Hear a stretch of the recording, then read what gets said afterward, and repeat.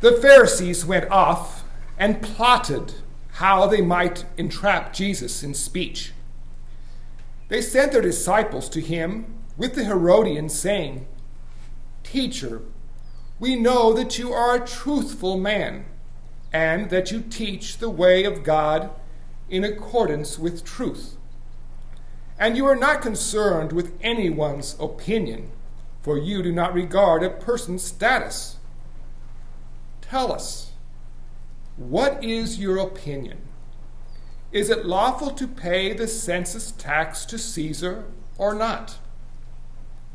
Knowing their malice, Jesus said, "Why are you testing me, you hypocrites? Show me a coin and tell me what you pay with Caesar's tax." Then they handed him a Roman coin. He said to them, "Whose image is this and whose inscription?" They replied, "Caesar." At that he said to them, "Then repay to Caesar what belongs to Caesar, and to God what belongs to God." The Gospel of the Lord. Praise to you, Lord Jesus Christ.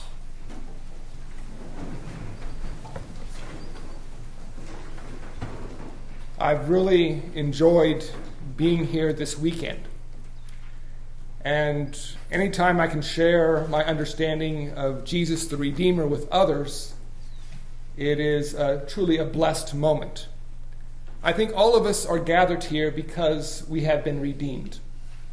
We have been brought together as a community. St. Paul, in referring to the Spirit uniting us in that mission, we have come together to be united in the Redemptorist mission of preaching plentiful redemption. When we talk about redemption, we also talk about unity. We are gathered together with the same ideals, the same spirituality, to bring everyone to Christ. It's realizing that as we have received a gift from God, how can we not keep singing? How can we not share that with those around us? And so as we strive to do that, we realize that we're not alone. We are family. We come together. And one of the most important things of Jesus as the Redeemer, he was making us his brothers and sisters. He not only made that connection to us as a family, but he was telling us who is our mother, his own mother, Mary. Who is God? God is our Father. The unity of redemption is what we're striving for. And ultimately, that is the message that, as associates of the Most Holy Redeemer, lay missionaries of the Most Holy Redeemer, we are doing that for our world. We're bringing unity. Now look at the scriptures today. What are the Pharisees and Herodians trying to do? They're trying to bring about division. And of course, the trap that they're setting is, if Jesus says that they should pay the taxes to Caesar, some of his people will be upset with him because he's supporting the Roman occupation. And on the other side, if he says, "Oh, you shouldn't pay taxes," they'll be telling the authorities, "Look what he's doing. You need to arrest him. You need to deal with this controversial person." So he knew their plot. He knew their hypocrisy. And so for that very reason, he told them, "Give to Caesar what is Caesar, and to God what is God's." That's a great saying. But sometimes we need to figure out, what does it really mean to give to God what is God's? I'm going to take it in a particular avenue that we probably never heard of before, and hopefully it is able to help us understand more of what redemption is about. For many of us, we've probably heard the word "goel" before. If you haven't heard the word "goel," it's a Hebrew word meaning the Redeemer, the one who redeems us. So Jesus would have been used in the Hebrew terminology as the Goel. Now, we also know that Jesus had another title. He was also called Messiah and Christ. Today we have in the first reading a very interesting passage where God is calling Cyrus the Anointed One, the Messiah, the Christ. You might find that kind of strange. Who is this Cyrus?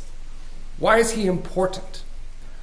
Cyrus was the Persian leader who, in his conquest of taking over other nations, conquered Babylon.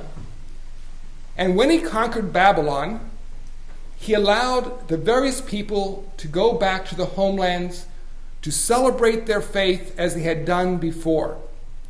So the Hebrew people were a no people at this time. They had been destroyed by Babylon, taken into captivity, no longer a nation. And so in this particular passage that you heard, Cyrus is being called by God, even though he doesn't know it, as the Messiah, the Christ, the one who's going to liberate the people and allow them to once again live with God. And so, of course, they were able to return as a people and to celebrate their relationship to God within their temple, within their lives, and they saw this redemption as so important. One aspect of this particular section of Isaiah is the word they give to God, to Yahweh. They are saying Yahweh is the Redeemer. Yahweh is Goel. And so just before this passage begins, you'll have that terminology as well as other places within this section of Isaiah. And what that tells us, if we're giving to God what is God's, then we have to realize that Jesus the Redeemer is only an aspect of God the Father. And so in the very beginning, God redeemed us. God redeemed the people in Babylon. He allowed them to return. And so we have an earthly Messiah or Christ through Cyrus. But the reality is, in God's plan, in order to really show us our redemption, our connectedness, our oneness, he sent his own Son as a real expression in the flesh of what redemption is all about.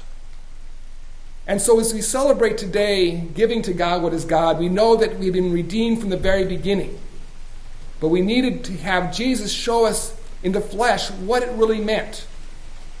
So hopefully as we see this gift of God to us, the Goel who has redeemed us, in celebrating that, we're called to turn to those around us in our world, especially the abandoned poor, and bring that good news to them. Redemption, if we really embrace it, keeps on giving. And so hopefully through this weekend experience, through these 4 days, we realize the great gift we have received. And so hopefully in taking this gift, we're able to share it in the people that we touch. Because the redemptors do not have an exclusive right to Christ the Redeemer. We all do. And as we have been touched by that redemptive love of God the Father who began it all, we continue that gift.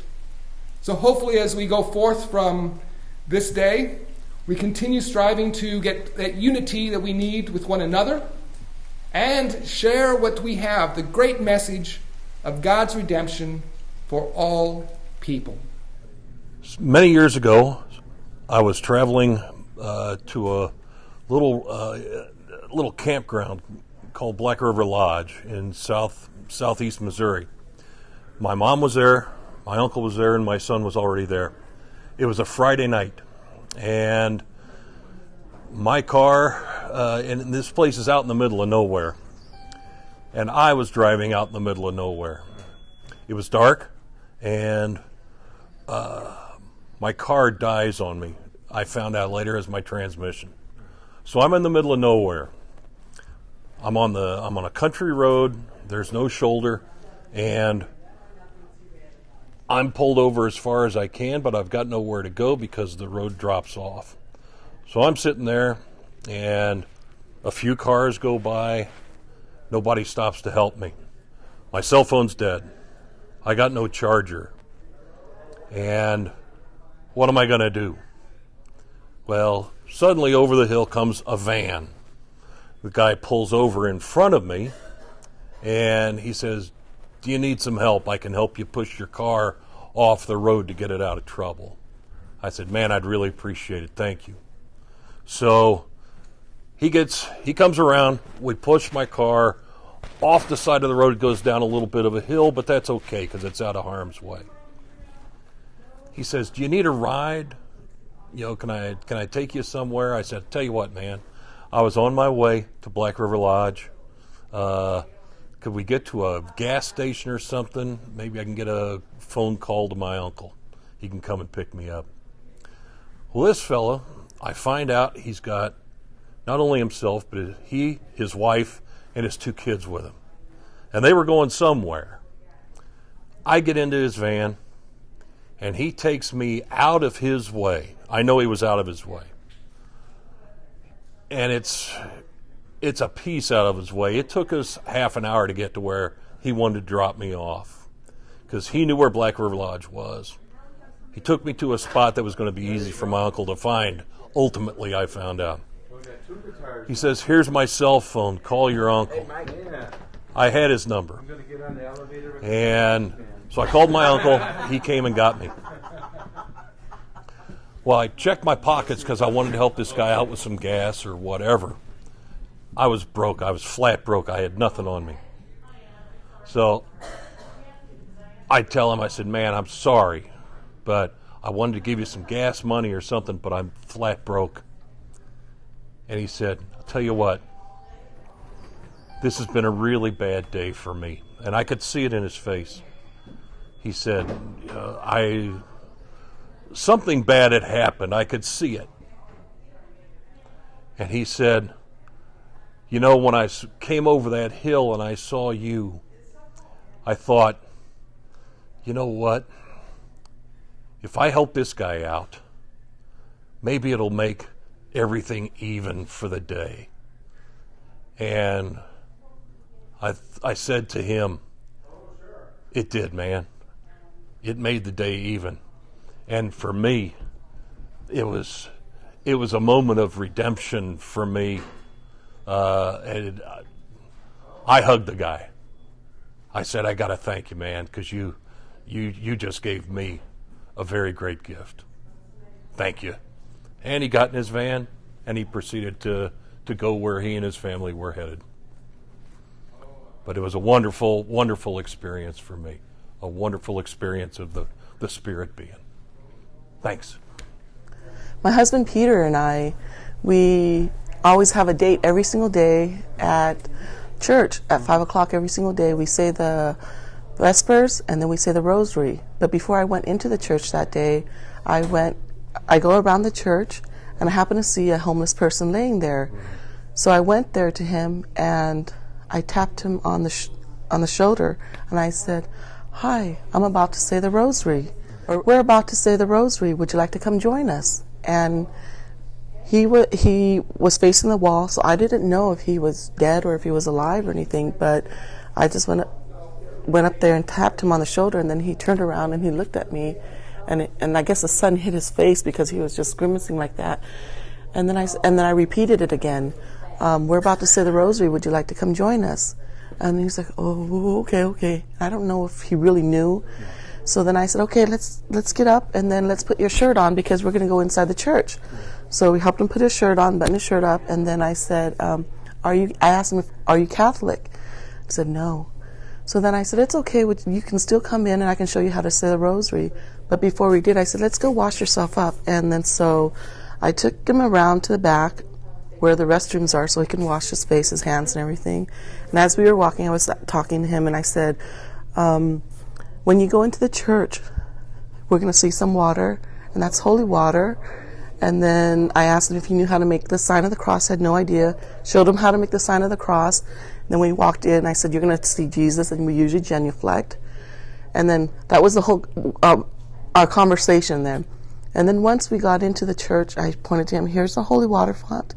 Dip your hand in, make the sign of the cross." And he followed me, made the sign of the cross. Then I said, have a seat anywhere you want. He happened to come in and sit right next to Peter at the pew. And then so I went and I got him some pamphlets to show him how to say the rosary, gave him a rosary so he can read along with the prayers. I sat next to him. So he was between Peter and I, and we said the full rosary. After the rosary, he asked me, he turned to me and he said, Christine, do you have any tissue? And I said, yeah, just went to my purse and gave him a purse. And that's when I saw his face. He had tears running down his entire face. And his nose was running, his eyes were running, and everything was running. And then he said, this is some powerful SHIT. And that's all he could say. And he was just wiping his face up. So in that instant, I saw Jesus. I saw Jesus laying on the floor, shirtless, without anything, homeless man. And he just came in, went in. And when I told him, the reason why I said that you want to come in and wash yourself out was because we're going to see Jesus and we're going to see Mary in the church, and we want to show them some reverence. That's why I told him to put on the shirt and to wash himself up and everything, because we're going to walk into the house of God. And he did. He did. And so I told him, we're here every single day, so come join me in Rosary. Anytime you want, every day, Monday through Friday, we're here. So we offered that, but he never came. It was just that one day. His name was Adam. I still think about him every day. Well, not every day, but I still think about him and I pray for him. So